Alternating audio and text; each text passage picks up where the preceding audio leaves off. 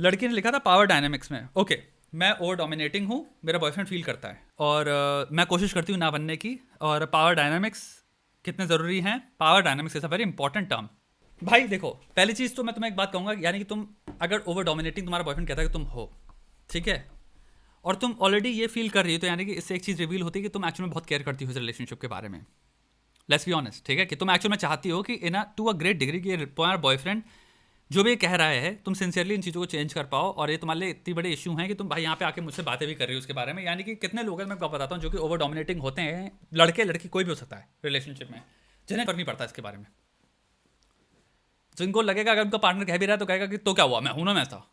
एक डोमिनेटिंग इंसान से आप एक्चुअल में कैजुअली ये एक्सपेक्ट करोगे, वो कहेगा भाई मैं हूं तो मैं क्या करूं। भाई तुम ऑन द कॉन्ट्री वो इंसान हो सकता है आपको रीजन देने लग जाए, क्या मैं डोमिनेटिंग इसलिए हूँ क्योंकि तुम बेवकूफ़ हो, मैं डोमिनेटिंग इसलिए हूँ क्योंकि तुम्हें मेरी ज़रूरत है, मैं डोमिनेटिंग इसलिए हूँ क्योंकि तुम्हें अगर मैं चीज़ें तुम पर छोड़ दूँ तो तुम तो चीज़ें यू फक अप, तुम हमेशा गलतियाँ करते हो, तुम चीज़ों को हैंडल नहीं कर पाते हो, इसलिए मेरा डोमिनेट होना ज़रूरी पड़ता है। तुम काबिल होते तो मुझे कोई ज़रूरत नहीं पड़ती। ऐसी बहुत रिलेशनशिप में ऐसे बहुत लोग होंगे जिनके पार्टनर्स ये सब बातें करते हैं उनसे। ओवर डोमिनेटिंग से एटलीस्ट जो तुम ये बात कह रही हो, आई एम अज्यूमिंग तुम टॉक्सिक साइड पे नहीं हो, यानी कि जो बातें मैंने एग्जांपल दी है अभी, तुम एटलीस्ट ये सब बातें अपने बॉयफ्रेंड से आई एम होपिंग नहीं करती। एंड अगर आप करते हो तो आपको सीरियसली कंसिडर करना पड़ेगा सिंगल होना। आपको अपने बॉयफ्रेंड को मुक्त कर देना चाहिए, क्योंकि आप किसी इंसान के ज़िंदगी से, मैं सच बताऊं तो, छोटे छोटे में साल ख़त्म कर रहे हो, क्योंकि वो बहुत स्ट्रेसफुल ज़िंदगी जी रहा है आपके साथ, खुश वाली ज़िंदगी नहीं जी रहा। दूसरी चीज़ आती है भाई, आप वर्क करना चाहते हो, वेरी गुड यार, उसका मैं तुम्हें सिंपल सोल्यूशन बता देता हूँ वर्क करने का किसी भी चीज़ का, कि तुम्हें एक कम्युनिकेटिव एक्सरसाइजेज करनी पड़ेंगी अपने पार्टनर के साथ।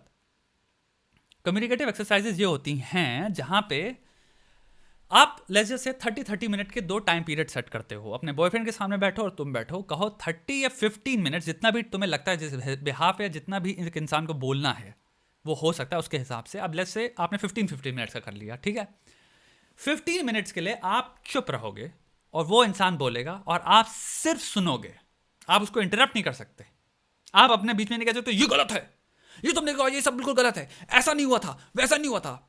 तुम पहली बार उस कम्युनिकेटिव एक्सरसाइजेस में ईगो को रखते हो साइड में for the sake of relationship.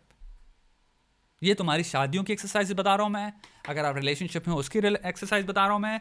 अगर आप चाहते हो कोई भी आपकी रिलेशनशिप ग्रो करे, तो आपको सबसे पहली चीज जो दोनों लोग पार्टीज को स्टार्ट करनी पड़ेगी टू इनकॉर्पोरेट इज लिसनिंग। सुनना बहुत इंपॉर्टेंट होता है कि वो कहना क्या चाह रहा है, रैदर देन हम अपने दिमाग में कहें इसने ये बोला यानी कि what does that reflect about me, इसने ये लांछन लगा दिया मेरे पे। हम 3 सेकंड में पाउंस कर देते हैं,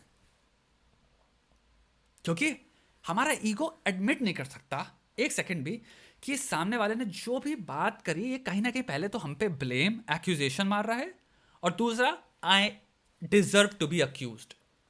अब इस दोनों प्रॉब्लम में हुआ क्या, हमने सुनना ही नहीं चाहा, मे बी वो एक्यूजेशन नहीं मार रहा है, मार भी रहा है, लेकिन एक्यूजेशन के पीछे where are they coming from. So हम क्या करते हैं, where are they coming from पे कभी जाते ही नहीं, हम accusation, defence, attack, defence, attack, defence, सारी कॉन्वर्सेशन जो होती है हमारी कम्युनिकेशन ये बन जाती है। तो पार्टनर्स इन मैरिज, ये सारी चीज़ों में, रिलेशनशिप में, इस चक्कर में लड़ते रहते हैं, क्योंकि हर कॉन्वर्सेशन एक ईगो बैटल बन जाती है कि मैं सही हूं या तू सही है।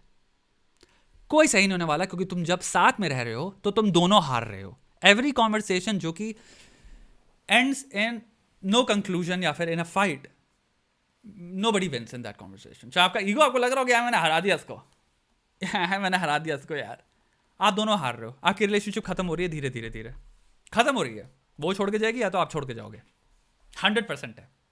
या आप, मैं यहाँ पे सिंपल ये अज्यूम नहीं कर सकता कि स्ट्रेट रिलेशनशिप है, लड़का लड़के में भी हो सकती है, लड़की लड़की में भी हो सकती है। So you understand what I am trying to से।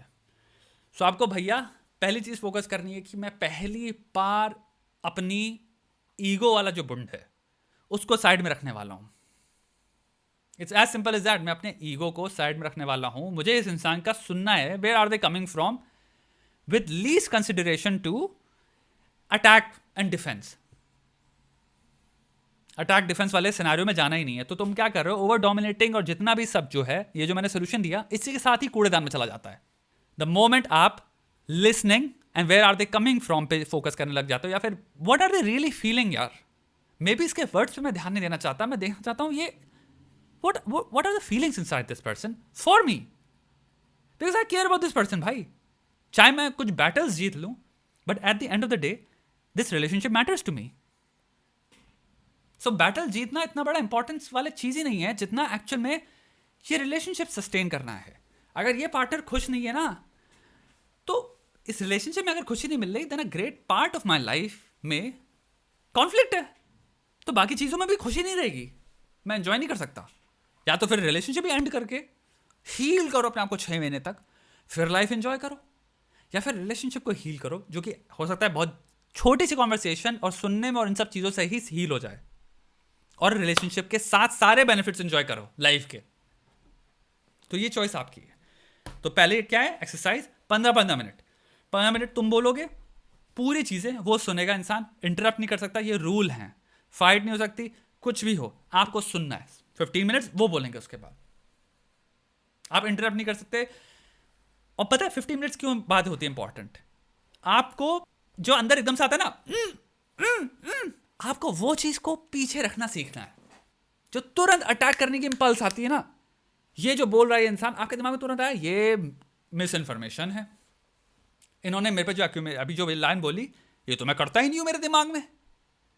तुम्हारे हो सकता है जो भी लड़की हो आती, आई एम अज्यूमिंग आता होगा कि ऐसा तो है ही नहीं, ये तो मिस रिप्रेजेंट कर रहा है मुझको, झूठ बोलना है ये. समझना मेरी बात. तो उसमें क्या होता है, ये जो इंपल्स है ना कि तुरंत इसको करेक्ट किया जाए, उसमें तुम लार्जर पॉइंट जो है लड़का जो he is trying to make, तुम उसको इग्नोर कर जाओगे. एंड जब तक लार्जर पॉइंट नहीं आएगा, डिससैटिस्फैक्शन तुम दोनों के बीच में, डिसिडेंस ग्रो होता जाएगा. और एक चीज कोशिश करो सुनने की, वो ये है, maybe focus more on where they are coming from, what are their feelings, rather than accusation को सॉल्व करके शर्लॉक होम्स बन के एक लॉयर केस चल रहा है जहां पे कोर्ट में केस जीतने के लिए आए हैं हम. आप आर्ग्यूमेंट नहीं जीत रहे हो, आप ये समझ रहे हो ये आ कहाँ आ रहा है, ये फीलिंग्स क्या है. और ये सेम चीज सामने वाले पार्टनर को भी देखनी है कि मैं यहाँ पे कोर्ट केस जीतने नहीं आया हूँ. सो जब ये एक्सरसाइज करने आप बैठते हो, आप एक प्रॉब्लम फिक्स करने बैठ रहे हो. That's the reason why you sit down, not to prove right और रॉन्ग किसी को भी. मुझे इसको रॉन्ग प्रूव करना है, फिर मुझे अपने आप को राइट प्रूव करना है. आप इसलिए जब तक बैठे रहोगे, आपकी रिलेशनशिप फंक्शन नहीं कर सकती अच्छी तरह से. ये सारी चीज़ें मैं बता रहा हूँ ना, ये तगड़ी एडवाइस है, प्रैक्टिकल. ये हो सकता है बहुत सारे लोग इसको देख रहे हो, कहें भाई हम इसका क्या यूज़ करेंगे. ये एक्चुअली यूज़ में आएगी और ये बहुत हेल्प करेगी, लेकिन आपको समझना है this is to fix the relationship. तो फिक्स करने की जो कॉन्वर्सेशन होती है, it is never about winning और losing. It is more about okay 30 to 40% I will take what you're saying and 30 to 40% you have to take what I am saying. क्योंकि solution कहीं ना कहीं 30-40% में होता है. I am going to be very honest with you. 50 to 40% of what they are saying is exaggeration, and 50 to 40% जो तुम believe कर रहे हो, those are exaggerations. तुम्हारा दिमाग बहुत बड़ा हरामखोर थिंग है. वो तुमको भी सेल्फ डिफेंस में तुम्हारे बायसेस की वजह से क्या क्या सोचवा रहा है जो सच नहीं है, वो उसको भी क्या क्या ऐसी चीजें सोचवा रहा है जो कि जरूरत भी नहीं है फिक्स करने की, एड्रेस करने की. तुम दोनों को बीच में कहीं ना कहीं एक सोल्यूशन है. तुम्हारी जो भी चीजें चल रही हैं बीच में है वो कहीं. And that's the point of relationship, it's work. जहां भी एक्सरसाइज में अगर आप देख रहे हो कि सामने वाला इंटरप्ट कर रहा है, द क्वेश्चन इज आपको फाइट नहीं करना, 10 मिनट्स का ब्रेक ले लो एंड देन कम बैक.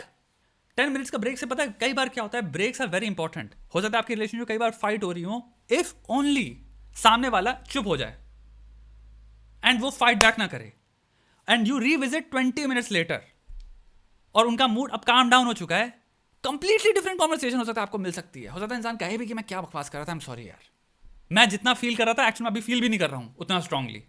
लेकिन हम उस मोमेंट में भिड़ गए ना अगर आप, तो आप जो चीज़ की औकात थी 10% उसको 100% बना दोगे. सो लाइफ में ये समझना, कभी कभी चीज़ से हट लेना for the relationship is 10,000 times better. But तुम्हारे ईगो के लिए होगा कि हम कैसे पीछे हटे भाई, ओए ओए ओए ओए ओए. ईगो ऐसे सोचवाता है हमें.